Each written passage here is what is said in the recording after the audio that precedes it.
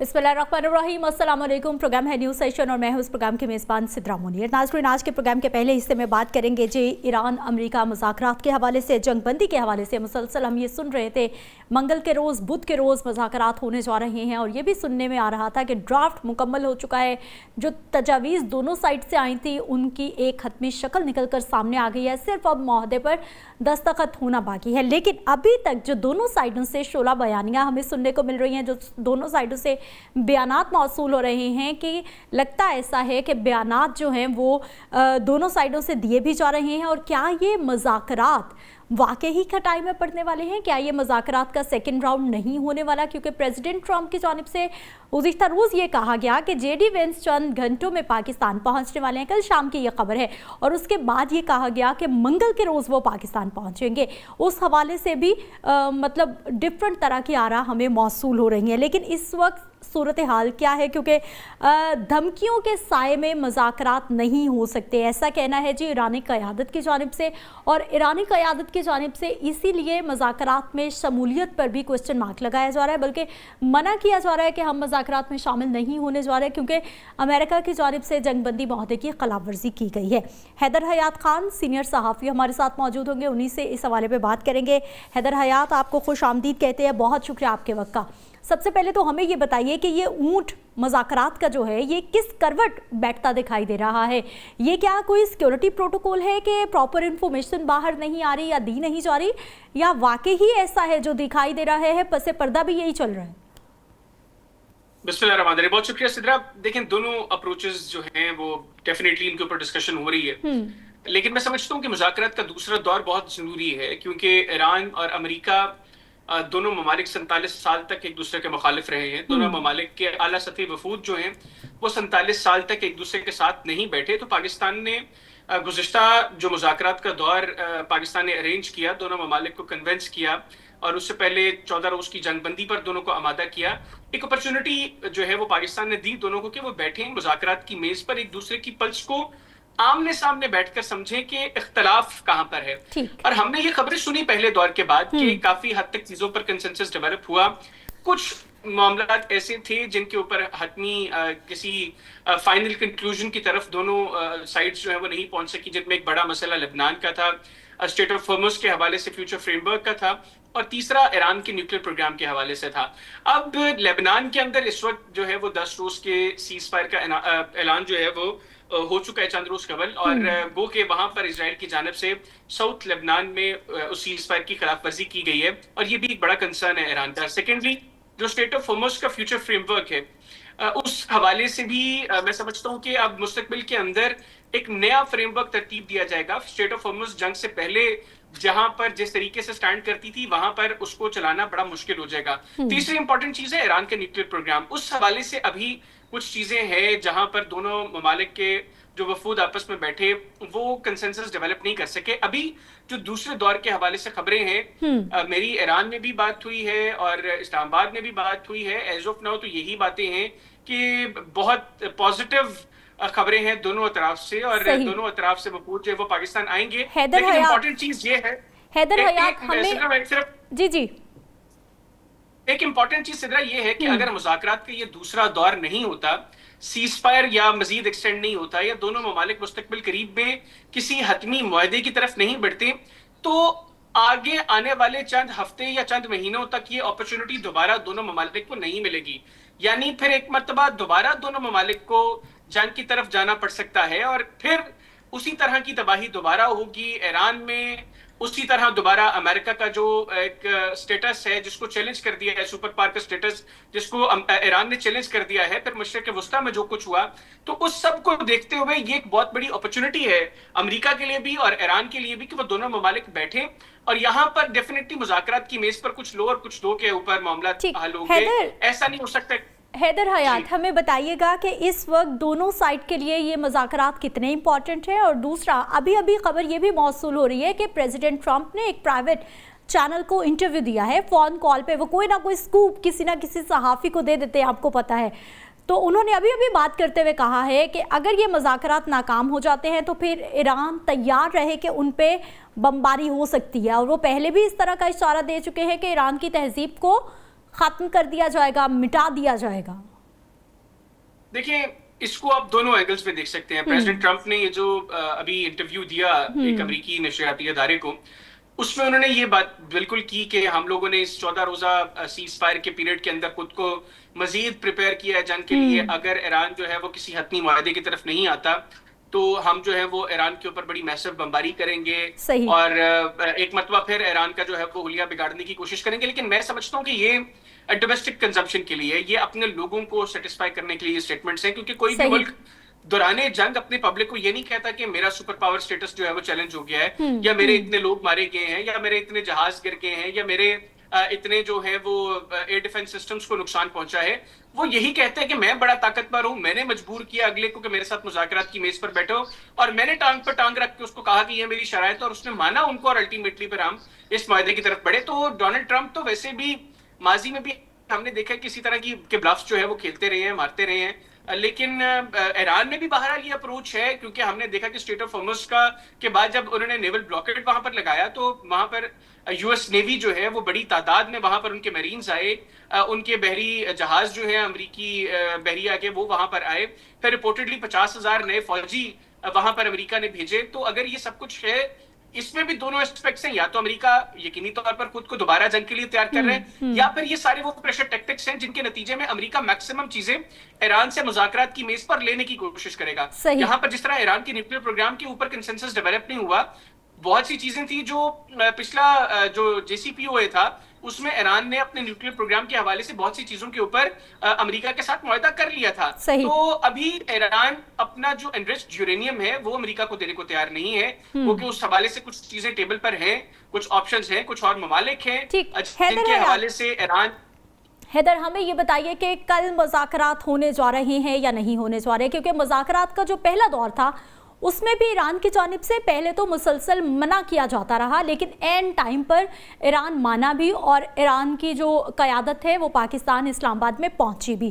اور دوسرا پوائنٹ یہ بھی ہمیں بتائیے گا کہ جے ڈی وینس کے حوالے سے کہا جا رہا تھا کہ وہ منگل کے روز دوپہر 2 بجے کے قریب ان کا طیارہ نکلے گا, کسی تھرڈ کنٹری میں ریفیولنگ کرے گا, اور اس کے بعد وہ پاکستان پہنچے گا. اس معاملے کا کیا سٹیٹس ہے؟ کیا واقعی امریکی قیادت اسلام آباد پہنچ رہی ہے آج؟ دیکھیں ابھی مکسڈ خبریں ہیں جو امریکن میڈیا رپورٹ کر رہا ہے, اس کے مطابق تو جے ڈی وینس جو ہے وہ آئندہ چند گھنٹوں کے اندر پاکستان کے لیے امریکہ سے اڑان بھریں گے, اور جس طرح آپ نے خود کہا کہ وہ ڈائریکٹلی پاکستان نہیں آئیں گے, درمیان میں ان کو کسی نہ کسی ملک پر ریفیولنگ کے لیے اترنا پڑے گا. لاسٹ ٹائم وہ پیرس میں رکے تھے.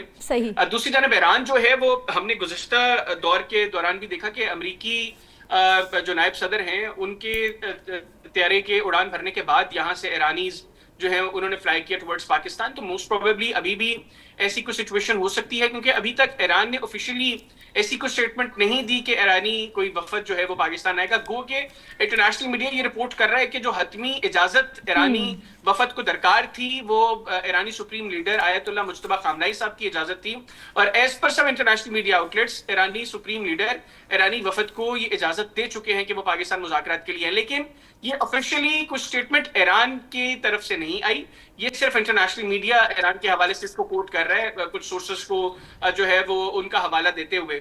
بہرحال آئندہ چند گھنٹے اس حوالے سے اہم ہیں, کیونکہ امریکہ سے پاکستان کا فاصلہ ٹھیک ٹھاک ہے. اب جو اطلاعات ہیں کہ کل صبح امریکی نائب صدر جے ڈی وینس کی قیادت میں امریکی وفد جو ہے وہ پاکستان پہنچے گا, تو اس کے لیے ضروری ہے کہ آئندہ چند گھنٹوں میں ان کا طیارہ وہاں سے اڑان بھرے. اگر جے ڈی وینس وہاں سے فلائی کرتے ہیں تو یقینی طور پر میں سمجھتا ہوں کہ بیک اینڈ پر ایسی کوئی نہ کوئی بڑی ڈیولپمنٹ ضرور ہوئی ہوگی کہ ایرانی وفد بھی پاکستان آئے. تو ادروائز تو جے ڈی وینس جو ہے وہ پاکستان نہیں آئیں گے, ان کو مذاکرات ایرانی وفد کے ساتھ کرنے ہیں.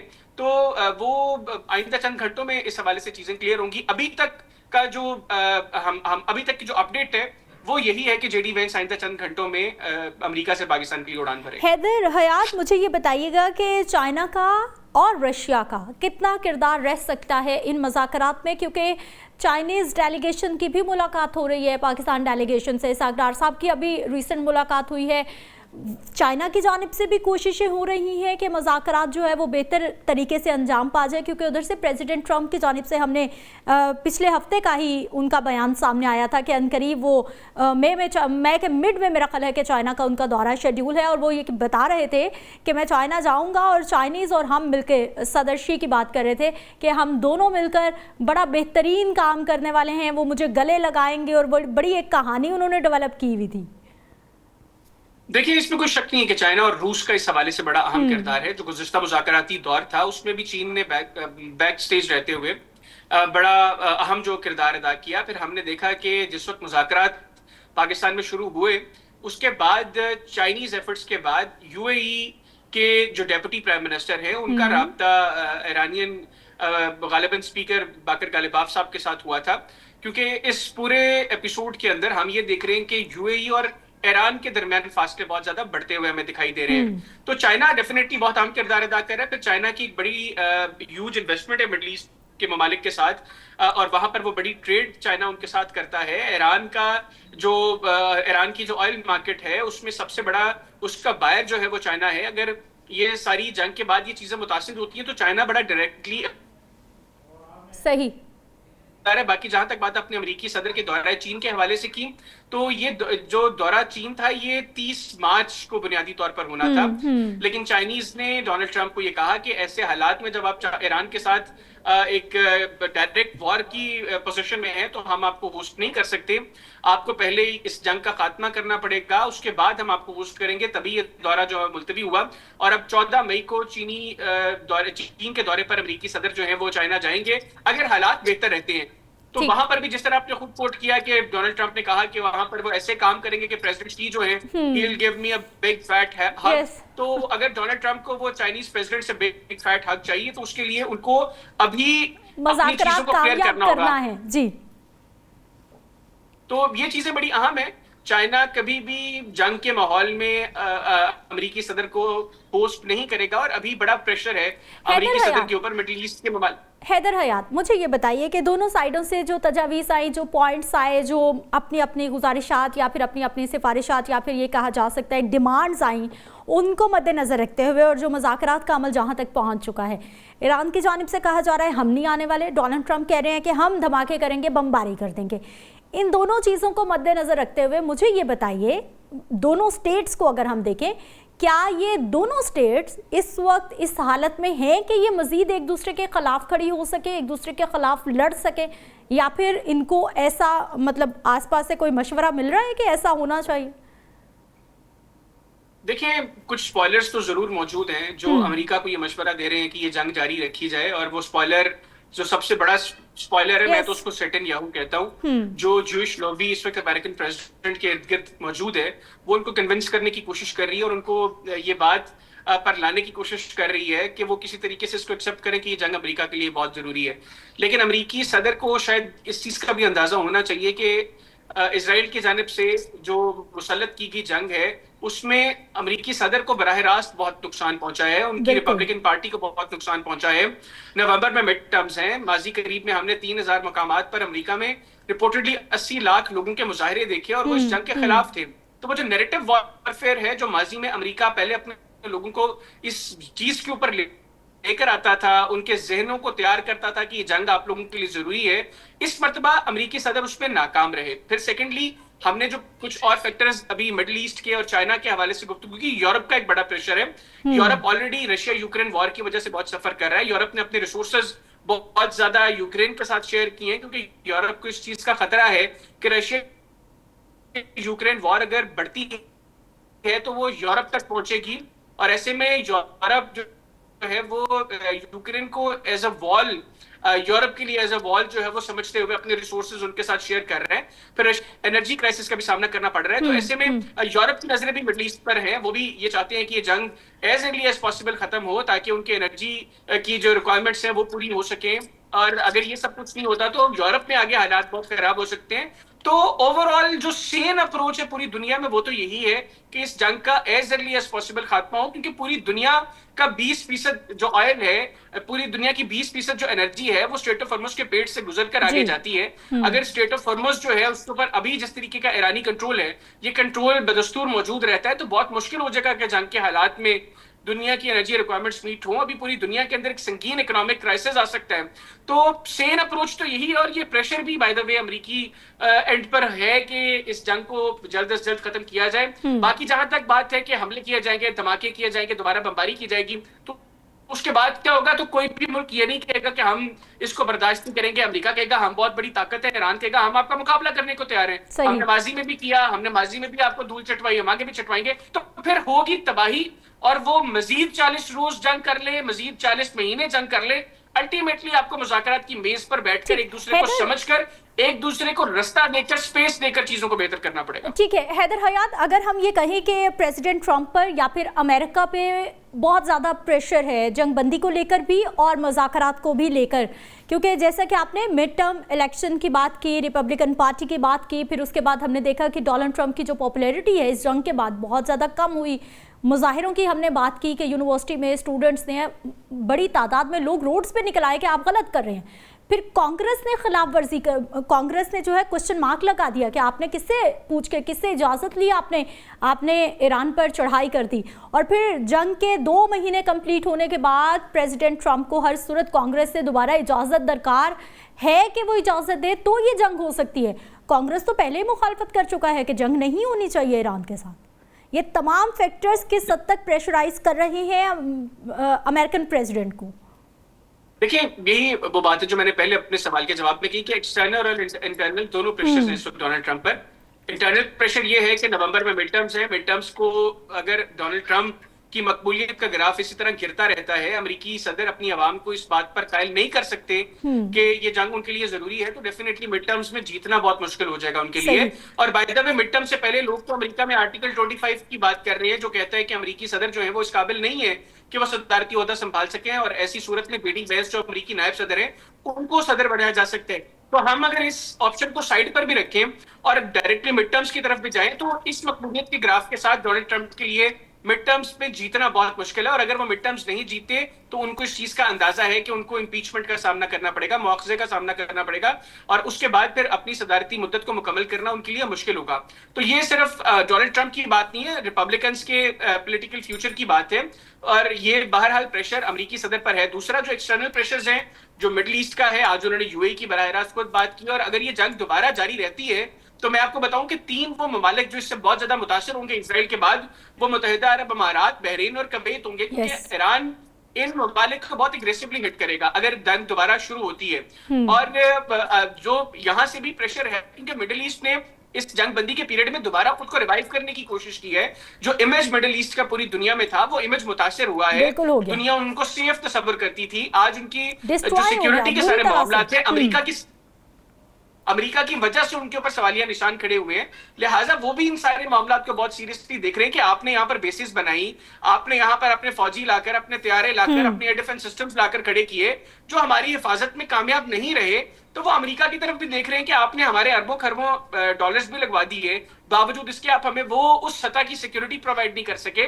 پھر ہم نے چند روز قبل امریکی جو وائٹ ہاؤس کی ترجمان ہے ان کی سٹیٹمنٹ بھی سنی کہ جو پیٹریوٹ میزائلز کا استعمال کیا گیا ہے, کوائٹ پاسبل ان کا بل انہی ممالک کو جو ہے وہ چارج کیا جائے. یعنی وہ یہ جنگ بھی امریکی صدر جو ہے وہ کوشش کریں گے کہ اس کا خرچہ بھی وہ مڈل ایسٹ کے ممالک سے وہ کسی طریقے سے لیں. تو یہ پریشرز ہیں, یورپ کا اپنا پریشر ہے, وہ بار بار نیٹو کو کاغذی جو ہے وہ شیئر کہہ رہے ہیں کہ نیٹو نے اس کو آنکھیں دکھائی ہیں, اور نیٹو کے وہ ممالک جو امریکی صدر کی اجازت کے بغیر آنکھیں بند نہیں کیا کرتے تھے, آج وہ آنکھیں دکھا رہے ہیں ان کو, اور وہ ان کو جواب دے رہے ہیں ہر بار کہ ہم آپ کی طرف سے ایسی جنگ میں بالکل داخل نہیں ہوں گے جس میں یورپ کے لوگوں کا مفاد نہیں ہے, انفیکٹ یہ تو امریکی لوگوں کا بھی مفاد نہیں ہے. تو یہ سارے پریشرز ہیں امریکی صدر پر. اب فیصلہ انہوں نے کرنا ہے کہ انہوں نے اپنی سیاست کو بچانا امریکہ میں اپنی گرتی ہوئی مقبولیت کے گراف کو بہتر کرنا ہے یا اس گھٹیا شیطان کی سیاست کو بچانا ہے جو اس وقت اسرائیل میں برسر اقتدار ہے اور جس کی کوشش ہے کہ کسی نہ کسی طریقے سے یہ خطہ مسلسل جنگ میں دھکیلا رہے تاکہ اس کے اوپر جو کرپشن کے کیسز ہیں ان سے وہ بچا رہے اور آگے اکتوبر کے اندر جو اسرائیل میں انتخابات ہیں اس میں اس کی جیت ہو.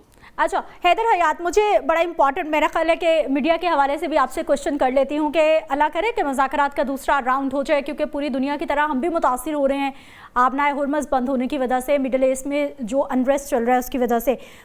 پہلے بھی کوشچن مارک لگا صحافیوں پر کہ ڈائریکٹ خبریں نہیں آ رہی بلکہ ہم لوگ رپورٹ کر رہے ہیں، بی بی سی کو، رائٹرز کو، نیو یارک ٹائمز کو ہم رپورٹ کر رہے ہیں.